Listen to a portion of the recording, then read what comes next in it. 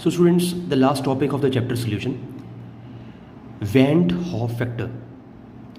आपने last year chapter equilibrium में पढ़ा होगा about the degree of dissociation. This topic is related to Van't Hoff factor is related to your degree of dissociation. But इसमें एक और चीज़ भी आती है, with degree of dissociation we are having association also. तो यहाँ पर आपके कई फॉर्मूले जो पिछले आपने किए हैं, you can see here all this फॉर्मूले, ये सारे मॉडिफाई हो जाएंगे. मॉडिफाई कॉलिगेटिव प्रॉपर्टी फॉर्मूले for an electrolyte which can dissociate and associates. So delta P upon P I is equal to X 2 के साथ I, delta T B is equal to I K B M, delta T F is equal to I K F M, then pi is equal to I C R T. ये आपके formulas आएंगे. ये जो पिछले आप formulas करके आए उनके साथ सिर्फ एक आई जो ग्रुप है वो साथ में मल्टीप्लाई हो जाएगा. And this I is nothing, it is your Van't Hoff factor only.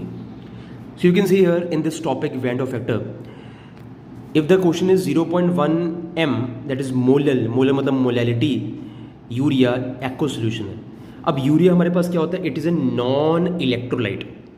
But on the other hand if you से NaCl, KCl, CaCl2, ये सारे आइंस की फॉर्म एग्जिस्ट करते हैं एक्व सोल्यूशन में. तो इसके लिए फॉर्मूला आपको पता है. हमने इसमें आइंस कंसिडर करने हैं. अब यहाँ पर 2 आइंस हैं, मतलब 1 और 1 कितने हो गए, 2 हो गए आइंस. ठीक है ना. इसका हमने कोफिशिएंट देखना है. दोनों के साथ 1 1 है तो 1 1 2 हो गए.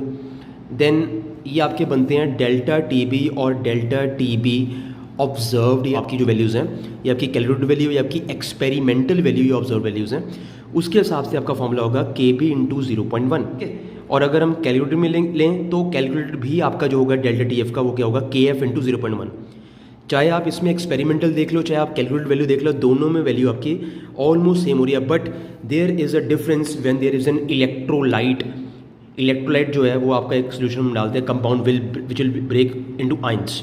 आप सभी को पता ही है व्हाट इज इलेक्ट्रोलाइट, जो कंपाउंड आपका आइंस की फॉर्म में ब्रेक करे. तो इसमें आप देख पा रहे हो कि अब क्या होगा, जो कैलकुलेटेड वैल्यू है वो तो सेम ही रहेगी, बट जो एक्सपेरिमेंटल वैल्यू है या जो ऑब्जर्व वैल्यू है उसके साथ हमने 2 के साथ मल्टीप्लाई करना. अब ये 2 कहाँ से आ गया, अभी आपको बता के हटूँ मैं थोड़ी देर पहले कि आइंस यहाँ पर कितने हैं, 2 आइंस हैं. 1 + 1 2 आइंस हो गए, तो इसलिए 2 के साथ यहाँ पर दोनों ऊपर नीचे हमने मल्टीप्लाई कर देना है. Then further we are having colligative property depends upon the number of the particles. So after the dissociation of NaCl it will break down into Na positive और Cl negative, मतलब कि 2 particles में ये break down हो गया. So I is equal to Van't Hoff factor is equal to number of particles after dissociation या फिर association upon number of particles before dissociation और association. तो एक ही फॉर्मूला दोनों के केस में, ठीक है ना. चाहे वो डिसोसिएशन आपको बोलें या फिर आपको क्या बोले, एसोसिएशन बोलें, दोनों के लिए फॉर्मूला आपका सेम ही रहेगा.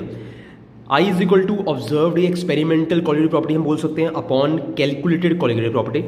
और यहाँ पर आप देख पा रहे हो एग्जांपल के तौर पे कैल्शियम क्लोराइड को अगर हम Ca2+ या 2Cl में आप डिवाइड करोगे तो यहाँ पर कितने आइंस हैं, यहाँ पर 1, यहाँ पर 2, टोटल कितने हो गए, 3 हो गए.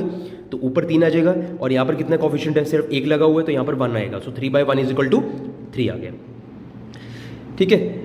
होप कि आपको ये चीज़ समझ आ गई होगी कि जहाँ पर हमारा इलेक्ट्रोलाइट हो तो उसके हमने आइंस को कंसिडर करना है, और जहाँ पर हमारा नॉन इलेक्ट्रोलाइट हो वहाँ पर हमने आइंस को कंसिडर नहीं करना है. उसकी कैलकुलेटिव वैल्यू, उसकी एक्सपेरिमेंटल वैल्यू हमारी सेम ही रहेगी. ठीक है. So after that we are having electrolytes. 2 types के इलेक्ट्रोलाइट्स होते हैं, एक होता है स्ट्रॉन्ग, एक होता है वीक. जो 100% टूट जाए, डिसोसिएट कर जाए या 100% जुड़ जाए, एसोसिएट कर जाए, उसे हम बोलते हैं स्ट्रॉन्ग इलेक्ट्रोलाइट. ठीक है. और जो ना टूटे, which is less than 100% dissociation association, उसे हम बोलते हैं वीक इलेक्ट्रोलाइट. सो अल्फा हमारे पास क्या है, डिग्री ऑफ डिसोसिएशन है या एसोसिएशन है, which is always in fraction and tells about the fraction of the particles in 1 mole undergoing association या फिर डिसोसिएशन. ये तो थ्योरी पार्ट है, पेपर में नहीं पूछते हैं वैसे, पर तब भी इसके बारे में आपको पता होना चाहिए. तो अल्फा परसेंट जो है हमारा अल्फा फ्रैक्शन इंटू 100 है. But on the other hand अगर हम बात करें डिसोसिएशन और एसोसिएशन के न्यूमेरिकल्स के, तो अभी जो मैं आपको क्वेश्चन में अभी करवा के हटा हूँ ये वाला, ठीक है, इसके साथ ही लिंक करता है. If you see here A2B3 forms 2A3 positive plus 3B negative. तो यहाँ पर I इज इक्वल टू क्या होगा, 5/1. 2 इसके कोफिशिएंट्स हैं, इसके 3 हैं तो कितने हो गए, 5 हो गए. 5/1 is equal to 5 where I is greater than 1. तो अगर आई इज़ ग्रेटर देन 1 है तो ये किसके अंडर आता है, ये it comes under your dissociation. But अगर आई की वैल्यू कम है तो क्या होगा, ये आपका एसोसिएशन होगा। तो ये था आपका स्टार्टिंग पोर्शन, ठीक है। वेंडो फैक्टर क्या होता है या इलेक्ट्रोलाइट क्या होता है। अब इसके रिलेटेड कुछ क्वेश्चंस और भी हैं करने वाले कि what is the meaning of strong electrolyte numerical की फॉर्म में जो अगर आप बात करें, जिसकी अल्फा की वैल्यू 1 होगी, मतलब कहने का मतलब है कि वो 100% डिसोसिएशन उसमें हो रही है, या फिर 100% क्या हो रही है, एसोसिएशन हो रही है। जैसे ये क्वेश्चन है A_B_2 gives A2 plus 2B minus.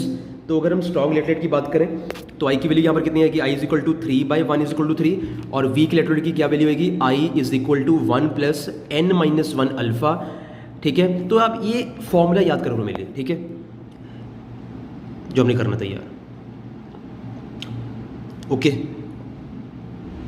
N की वैल्यू भी देख लो कितनी वैल्यू आ रही है, एन की वैल्यू यहाँ पर कितनी है, 1 है, यहाँ पर 2 है, यहाँ पर टोटल 3 हो गई है। तो यहाँ पर आप ये 3 वैल्यू यहाँ पर लिख सकते हो, जैसे आपने इसमें यहाँ पर लिखा है, ये तो सीधा सॉल्व किया है, इसमें ये फॉर्मूला आपने याद करना है। तो ऐसे डिफरेंट क्वेश्चंस आपके आएंगे। अब देखो यहाँ पर क्या हो रही है, 2B से बन रहा है P2। स्ट्रॉन्ग लेटर की बात करें, आई की वैल्यू हाफ आ रही है, वी की बात करें तो कितनी वैल्यू आ रही है, 1 - α/2। तो बिल्कुल ही मतलब कह लो कि एक सिंपल सा फॉर्मूला जो है, सिंपल क्वेश्चन है सारे, ठीक है। ये तो सीधा निकल जाना है, इसमें भी सिर्फ आपको ये फॉर्मूला याद करना पड़ेगा, 1 + n-1 × अल्फ़ा। ये देखो इधर भी 1 + n-1 × अल्फ़ा। अब यहाँ पर जो n की वैल्यू है वो कितनी आ रही है, हाफ, ठीक है ना। हाफ जो हमारी किसकी वैल्यू है, n की वैल्यू है। अब जिसको ये वाला फॉर्मूला जो है अगर किसी ने देखना है तो एक बार ये टॉपिक आप देख लेना, जिसमें हम एक्सपेरिमेंटली डेरिवेशन के साथ ये क्वेश्चंस करते हैं।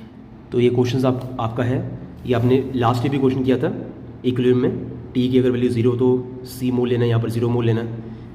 तो उसके रिस्पेक्ट आप ये क्वेश्चन कर सकते हो। उसके लिए ये आपको याद करने की जरूरत नहीं है, सिर्फ आपने ये याद करना है mainly, only this part, 1 + 1/n-1 × alpha fraction की फॉर्म में। अगर हम बात करें dissociation for the weak electrolyte, तो फॉर्मूला आपका ये होगा, ये है मेनली आपने जो चीज़ याद करनी है। ये देखो फॉर द वीक इलेक्ट्रोलाइट्स जिसमें अल्फा की वैल्यू 0 से लेकर 1 तक लाई कर रही है, तो एक आपका ये वाला फॉर्मूला होगा, सेकंड वाला फॉर्मूला आपका ये वाला, ठीक है। तो यही लेवल के सिर्फ क्वेश्चंस आपको पेपर में आते हैं जो आपने याद करने हैं। बाकी न्यूमेरिकल्स आप देख पा रहे हो, आई की वैल्यू ग्रेटर देन 1 होगी तो डिसोसिएशन, लेस देन 1 होगी तो एसोसिएशन, इक्वल टू 1 होगी तो नॉन इलेक्ट्रोलाइट कहते हैं, उसे हम नॉन इलेक्ट्रोलाइट कहते हैं। वीक इलेक्ट्रोलाइट के लिए 1 = 1 + n-1 × alpha, 1 = 1 + n-1 × alpha, that is association, ठीक है। और एक छोटा टॉपिक और है, ये भी आप लर्न कर लो, आई = normal molar mass by abnormal molar mass. जो नॉर्मल मोलर मास है it is calculated by molecular formula, and जो एबनॉर्मल मोलर मास है it is calculated by the colligative property of formula, और वी कैन से ऑब्जर्व मास। तो इसमें भी एक ही चीज़ same ही है, अगर आई की वैल्यू 1 से ग्रेटर होगी तो डिसोसिएशन, अगर लेस देन होगी तो एसोसिएशन। तो इससे आपका ये बना m normal is greater than m abnormal, m normal is less than m abnormal. तो ये था बेटा आपका चैप्टर वेंट हॉफ फैक्टर के साथ ख़त्म हुआ है, सोल्यूशन चैप्टर। तो ये गो थ्रू एक बार आपने हो जाना है सारे क्वेश्चंस को। ये बेंजोइक एसिड का साथ है, पानी के साथ और बेंजोइक एसिड विद बेंजीन, ये भी आप एग्जांपल देख सकते हो, उसमें आई की वैल्यू आपने निकालनी है, ठीक है। एक ये क्वेश्चन हो गया, ठीक है। एक आपको हमने ये बताया